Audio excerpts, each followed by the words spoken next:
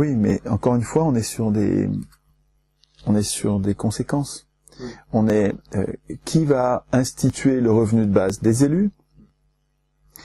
Les élus nous rendraient autonomes par rapport aux travaux forcés qu'ils ont institués depuis 200 ans. Mais d'où viendrait que nos maîtres nous émanciperaient? Ça n'arrivera jamais. Les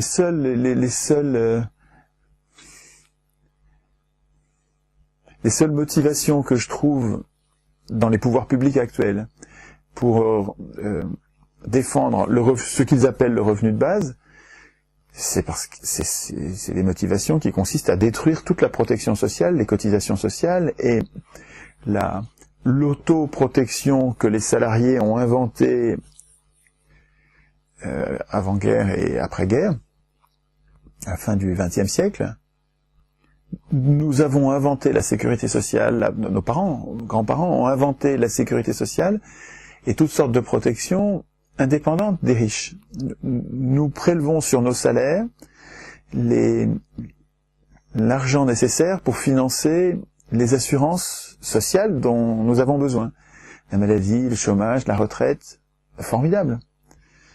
Ça nous rend indépendants des riches du moment. Nous payons les retraites avec nos salaires, nous payons les retraites de l'année avec les salaires de l'année, sans avoir besoin d'emprunter l'argent à personne. Donc sans avoir besoin de payer d'intérêt. Donc sans avoir besoin, sans passer par les fourches codines, les griffes des maîtres chanteurs habituels, des marchés financiers. Et c'est ça que nos élus, nos prétendus élus, nos prétendus représentants, ils sont des traîtres, des gens qui servent les patrons, les 1%, détruisent ce système de sécurité sociale. Ils le détruisent. Depuis les années 90, ils ont accepté, et c'est une honte, de geler l'adaptation, c'est-à-dire l'augmentation. Quand une population vieillit, il faut adapter régulièrement, progressivement les cotisations, il faut légèrement augmenter tous les ans, donc prélever sur la croissance, donc sur les gains de productivité. On prélève le petit peu nécessaire chaque année pour que les comptes restent équilibrés. Depuis les années 90, le gouvernement a décidé, il devrait pas pouvoir s'en mêler. Normalement, c'est pas l'État qui gère les caisses sociales, c'est les salariés eux-mêmes. L'État devrait rien avoir à faire là-dedans. Et pourtant, le gouvernement, parce qu'il détient la force publique, c'est un abus de pouvoir, quoi. C'est un coup de force. Il a gelé l'augmentation des cotisations nécessaires pour garder les comptes en équilibre de la retraite. Des retraites. Et ça, c'est un système en faillite.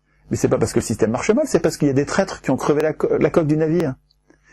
Pour revenir à votre question sur le revenu de base, les seules motivations que je vois et qui m'insupportent, que je trouve lamentables, des acteurs publics qui défendent le revenu de base, c'est des ultralibéraux qui voient là une occasion de détruire toutes les cotisations sociales, les remplacer sous forme d'un impôt, qui serait la TVA,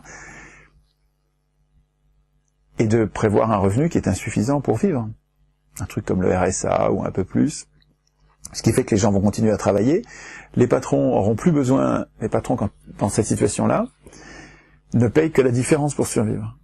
Et donc finalement, ça leur permet d'alléger ce qu'ils appellent leur charge, ce qu'ils appellent le coût du travail.